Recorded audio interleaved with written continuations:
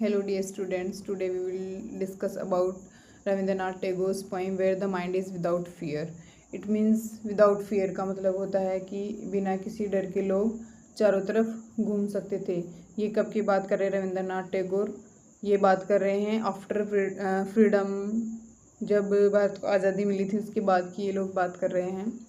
ये इन्होंने बताया कि आज़ादी के बाद जब मतलब लोगों को स्वतंत्रता मिल चुकी थी उसके बाद लोग किस तरीके से बिल्कुल फ्री माइंड घूम सकते थे बिना किसी डर के। सो नेक्स्ट देखते हैं इसके इंट्रोडक्शन के बारे में। Rabindranath Tagore's birth was born means कि Rabindranath Tagore was born in 1861 and he was died in 1941। इनका बर्थ तो हुआ था 1861 में and he was died in 1941 and he was a Bengali polymath. Polymath का मतलब होता है कि जो बहुश्रेता होते हैं ना, मतलब मल्टीपल ऑलराउंडर जिसको बोलते हैं, हर किसी सेक्टर के अंदर वो इंटेलिजेंट हो, उसे हम पोलीमैथ बोलते हैं। And celebrated is the first non European Nobel laureate in literature for his poetry collections Gitanjali. इनको गीतांजलि इनका एक पोइट्री कलेक्शन था जिसको काव्य संग्रह बोलते हैं हिंदी में। जो इनका काव्य संग्रह था गीतांजलि, इसके ऊपर इनको एक नॉन यूरोपियन नोबेल लॉरेट की उपाधि दी गई थी इंग्लिश लिटरेचर के अंदर। नेक्स्ट है ही was a writer, composer and artist and also he was A philosopher and educator.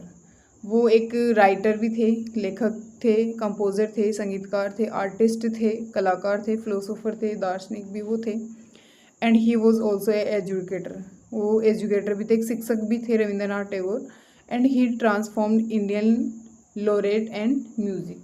इन्होंने जो म्यूज़िक है, संगीत और इंडियन लिटरेचर है, भारतीय जो साहित्य जिसको बोलते हैं, उसको पूरी तरीके से ट्रांसफॉर्म कर दिया था, मीन्स बदल दिया था। Next let's talk about his poem. First line है where the mind is without fear and the head is held high. It means है जहाँ लोग बिना किसी डर के अपना गर्दन, अपनी जो सिर है उसको डिग्निटी के साथ ऊपर उठाकर चल सके, मतलब गर्व के साथ चल सके कि हमें किसी चीज़ का डर नहीं। इसका मतलब ये है। हेड का मतलब होता है सिर, हेल्ड का मतलब होता है वैसे तो थामे रखना होता है, हाई का मतलब होता है ऊपर, यानी कि अपना सिर है ना बिल्कुल डिग्निटी के साथ में, बिल्कुल गर्व के साथ में ऊपर उठाकर चल सके बिना किसी डर के। तो ये इसकी बात कर रहे हैं। सो नेक्स्ट लाइन में देखते हैं where the knowledge is free, जहाँ पर नॉलेज बिल्कुल फ्री हो। ये बात कर रहे हैं स्वतंत्रता के बाद की, उसके बाद ही तो लोग अपना जो सिर है वो गर्व से ऊपर उठ के चल सकेंगे, उठाकर चल सकेंगे कि हाँ हम बिल्कुल किसी के स्लेव नहीं हैं, इस तरीके से। और फिर बोल रहे हैं कि हमें जो हमारी जो नॉलेज थी, जो एजुकेशन थी, उसको फ्री कब किया गया था? जब हमें फ्रीडम मिल चुकी थी, उसके बाद ही तो एजुकेशन फ्री होगी, यानी कि इसमें कोई डिस्क्रिमिनेशन नहीं रहेगा कि या तो अपर क्लास फैमिली को ही एजुकेशन दी जाएगी या जो लोअर है बिल्कुल उसको नहीं दी जाएगी। ऐसा जो आफ्टर फ्रीडम है उसके बाद में बिल्कुल ये सब चीज़ें हटा दी गई, जो डिस्क्रिमिनेशन था उसको हटा दिया गया था कि सब लोग इक्वल है और एजुकेशन सबके लिए इक्वल है और नॉलेज भी सबके लिए इक्वल है, जिसको ज्ञान बोल सकते हैं। सो नेक्स्ट लाइन में बोलते हैं कि where the world has not been broken up into fragments by narrow domestic walls. Domestic walls का मतलब क्या होता है? जो प्रेजुडिसेस की दीवारें होती हैं ना, जैसे कि कास्ट को लेकर, कलर को लेके, कि नहीं जातिगत जो भावनाएं होती है कि नहीं जाति के आधार पर मोमडन्स अलग रहेंगे या जो बिल्कुल लोअर कास्ट है वो बिल्कुल अलग रहेंगे, अपर कास्ट जिसे ब्राह्मण लोग हैं वो सबसे अलग रहेंगे। ऐसा कुछ भी नहीं था। इसका मतलब ये है कि कहने का मतलब फ्रेगमेंट्स का मतलब होता है टुकड़े। जो रविंद्रनाथ टैगोर है वो ये चाहते थे कि अपना जो कंट्री है वो किसी भी तरीके से इन डोमेस्टिक वॉल्स में नहीं बटा हुआ हो। फ्रेगमेंट्स का मतलब होता है टुकड़ों में, यानी कि कोई जातिगत भावना से लेके या कोई कलर से लेके ऐसा कोई डिस्क्रिमिनेशन नहीं रहे, सब लोग मिलजुल कर रहे, यूनिटी के साथ रहे।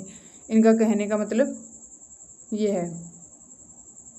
नेक्स्ट लाइन में बोलते हैं डोमेस्टिक का मतलब वैसे तो घरेलू होता है। घरेलू जो दीवारें होती है तो घरेलू दीवारें वही है कि जो कलर को लेके हो, कलर मतलब रंग के आधार पर कि काले गोरे लोग अलग रहेंगे, काले अलग रहेंगे और जो वाइट है या गोरे है वो सबसे अलग रहेंगे। नेरो का मतलब होता है संकीर्ण मानसिकता वाली ऐसी जो दीवारें हैं, उनमें अपना जो देश है वो बटा, मतलब जातिगत भावना के आधार पर कहीं पे भी बटा हुआ नहीं हो, अपना देश कंट्री एक ही हो, उसमें यूनिटी बनी रहे।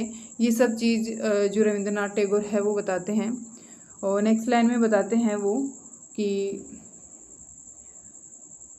Where words come out from the depth of truth, यानी कि अपने इंडिया के अंदर, अपने कंट्री के अंदर ऐसे लोग रहे जो बिल्कुल सत्य बोले और उनकी दिल की गहराइयों से सत्य आवाज़ बाहर निकले, सत्य जो वर्ड है ट्रुथ वर्ड बाहर निकले। ऐसा नहीं कि लोग एक्सक्यूज़ देने वाले लोग मुझे नहीं चाहिए। इसका मतलब ये है कि उनको झूठ बोलने वाले, जो डिसऑनेस्टी के साथ रहने वाले लोग हैं वो उनको नहीं चाहिए थे। तो वो बोल रहे हैं कि अपनी कंट्री में बिल्कुल ऑनेस्टली काम करने वाले लोग हो और ऑनेस्टली ट्रुथ बोलने वाले लोग उनको चाहिए होते हैं। तो नेक्स्ट लाइन में बोल रहे हैं where tireless striving stretches its arms towards perfection, यानी कि अपने कंट्री के अंदर ऐसे लोग रहे, चाहे वो अमीर हो चाहे गरीब हो, रिच और पुअर इनका कोई डिस्क्रिमिनेशन नहीं था। यानी कि बिल्कुल टायरलेस, टायर का मतलब होता है वैसे तो थका हुआ, और टायरलेस का मतलब क्या होता है, बिना थका हुआ। यानी कि अगर काम करे ना कोई भी व्यक्ति, किसी भी पर्सन को या पर्टिकुलर किसी भी कास्ट को, कास्ट से लेकर अपन एक कैटेगरी बोल सकते हैं कि किसी भी कैटेगरी के लोगों को अगर कोई काम दिया जाए तो वो ये नहीं कहे कि मैं थक गया, मैं दोबारा काम नहीं करूँगा। मतलब टायरलेस होकर वो काम करे, बिना थके हुए हार्ड वर्क करते रहे। स्ट्राइविंग का मतलब होता है हार्ड वर्क करना, हार्ड वर्क होता है उसको स्ट्राइविंग बोलते हैं। स्ट्रेचेज, अपने आर्म्स का जो स्ट्रेचिंग करते हैं ना, थक जाते हैं तब, तो वो ऐसे स्ट्रेचिंग काम के अंदर ही करे, वो ऐसे रुक के नहीं कि मैं 1 घंटा काम कर लिया तो उसके बाद काम नहीं करूँगा, ऐसा नहीं हो। बिल्कुल टायरलेस होके लोग काम करे, बिना थके हुए, कोई एक्सक्यूज़ ना दे काम को लेकर कि नहीं मैं नहीं कर सकता या मुझे टाइम नहीं, ऐसा कोई एक्सक्यूज़ नहीं होना चाहिए। नेक्स्ट लाइन में बोलते हैं where the clear stream of reason has not lost its way, यानी कि यहाँ पर ऐसा कंट्री हो जहाँ पर बिल्कुल जो अपने रीजन्स हैं ना उनके क्लियर स्ट्रीम्स हो। स्ट्रीम का मतलब धारा बोल सकते हैं जिसको रिवर बोलते हैं, कि क्लियर स्ट्रीम की एक, क्लियर रीजन्स की एक स्ट्रीम हो, एक नदी हो।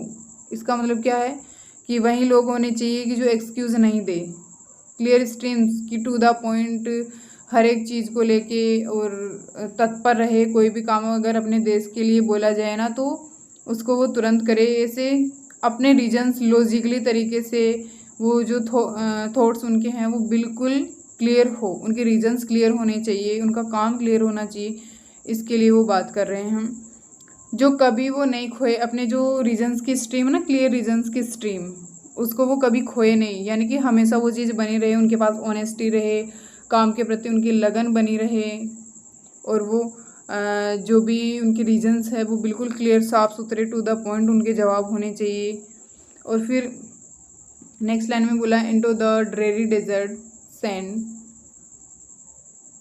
ऑफ द डेड हैबिट्स, इसका मतलब क्या है। और ड्रेरी डेजर्ट का मतलब होता है कि सुनसान रेगिस्तान, सैंड ऑफ डेड हैबिट्स, जो डेड हैबिट्स है ना उसको क्या बताया गया है, कि टीला बताया गया है किसका, ड्रेरी डेजर्ट का। यानी कि ये जो डेड हैबिट्स है वो भी क्या है, एक सुनसान रेगिस्तान। यानी कि ऐसे बोले हैं कि ये ऐसे बताना चाह रहे हैं कि रीजन्स ऐसे बिल्कुल ठोस होने चाहिए थे। ऊपर वाली लाइन में इन्होंने बोला था कि क्लियर रीजन्स की एक स्ट्रीम हो इनके पास, यानी कि उनकी जितने भी थॉट्स हो सारे क्लियर हो, ड्रीरी डेजर्ट नहीं हो, उसकी तरह नहीं हो कि बातों को घुमा फिरा के इधर से, डेड हैबिट्स की जो बुरी आदतें होती है लोगों की, जो एक्सक्यूज़ दे के चले जाते हैं। डेड हैबिट का मतलब क्या होता है, डेड का मतलब वैसे तो मरा हुआ होता है, हैबिट का मतलब होता है आदतें।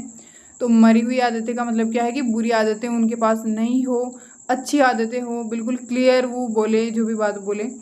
सो नेक्स्ट लाइन में बोलते हैं where the mind is led forward by thee, और उनका दिमाग, उनका माइंड है वो आगे की सोच रखे।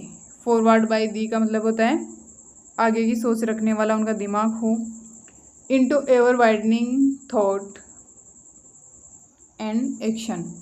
हमेशा उनका जो दिमाग है बिल्कुल ब्रॉड लेवल में सोचे, ऐसे नहीं बिल्कुल नैरो लेवल में सोचे कि हमें इतना ही काम करना है। बहुत अपने कंट्री के लिए सोचे और बिल्कुल ब्रॉड लेवल में वो सोचे, मतलब जिसको बोल सकते हैं ओपन माइंडली तरीके से वो सोचे। एंड एक्शन, और तुरंत जो भी अगर वो सोचते हैं उसके ऊपर तुरंत एक्शन ली जाए, ऐसा वो सोचे। Into that heaven of freedom my father, let my country awake. अब ये जो गॉड है उनको अपने फादर करके डेडिकेट कर रहे हैं। जो रविंद्रनाथ टैगोर है वो बता रहे हैं कि हे माय फादर, कि ओ माय फादर, कि मेरे जो ये कंट्री के अंदर सोए हुए जितने भी लोग हैं ना उनको जगाइए आप, क्योंकि अब हम लोग उस जगह आ चुके हैं या उस पॉइंट पर हम आ चुके हैं, उस मोड़ पर हम आ चुके हैं कि हमारी जो फ्रीडम है ना वो हेवन को छूने वाली है, यानी कि स्वर्ग। क्योंकि अभी हम फ्रीडम हमें मिल चुकी है, क्योंकि आज़ादी के बाद की तो बातें हो रही है इस पोएम के अंदर।